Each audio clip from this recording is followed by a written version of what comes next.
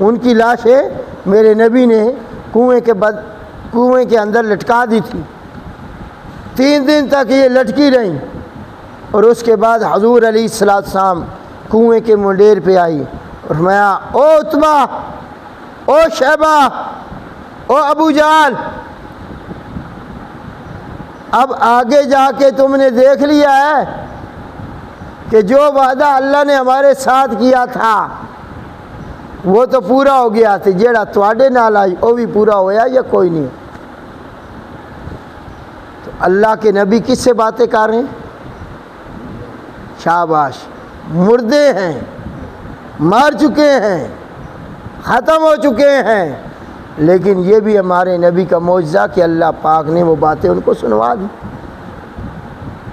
کہ جس مقام تے تسی پہنچ گئے ہو، چلے گئے ہو، ہمارا وعدہ پورا ہوا ہے یا نہیں ہوا؟ تم نے بھی دیکھ لیا یا نہیں؟ یہ تو دنیا کے اندر ہے۔ اللہ ذوالجلال، اور ابتدائی حملہ تو ان نوجوان بچوں نے کیا تھا ان کو، لیکن ابھی مکمل وہ ختم نہیں ہوا تھا، تو آپ نے ایک اور صحابی غالباً حضرت ابو ہریرہ رضی اللہ تعالیٰ عنہ، قد کے چھوٹے تھے، پنڈلیاں ان کی باریک تھیں، تو فرمایا جاؤ ابو جہل کی گردن اڑا کے آ، تو یہ آئے نا تو ان کے سینے کے اوپر پاؤں رکھ دیا، ابو جہل کے سینے پہ پاؤں رکھ دیا، تو اب یہ کیا کہتا ہے؟ نیچے سے پڑا ہوا ابو جہل کہتا ہے اوئے پتلی پنڈلی آ لیا، ہٹا میرے سینے سے۔ آکڑ نہیں گئی، چدرا ہٹا لی، آکڑ مار رہا ہے۔ اور اس وقت انہوں نے کہا میرے نبی نے فرمایا تیری گردن اڑانے کے لیے، تیری گردن اڑانے آیا ہوں میں تاکہ تو بچ نہ سکے۔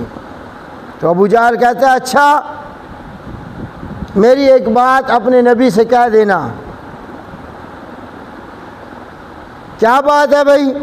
کہتا ہے اس نبی نو، اپنے نبی نو بتا دینا کہ دنیا میں ایک گنا تجھ سے بغض تھا، مرتے ہوئے 70 گنا تیرے نبی سے بغض لے کے جا رہا ہوں۔ علماء کہتے ہیں کہ بندہ محبت کرے نا نبی نال، دین نال، قرآن نال، انج کرے جویں صحابہ کر کے وکھائی۔ ابو بکر صدیق رضی اللہ تعالی عنہ نے کر کے دکھائی، حضرت عمر فاروق، حضرت عثمان غنی، حیدر کرار، حسنین کریمین، طلحہ و زبیر جیسے صحابہ نے حضور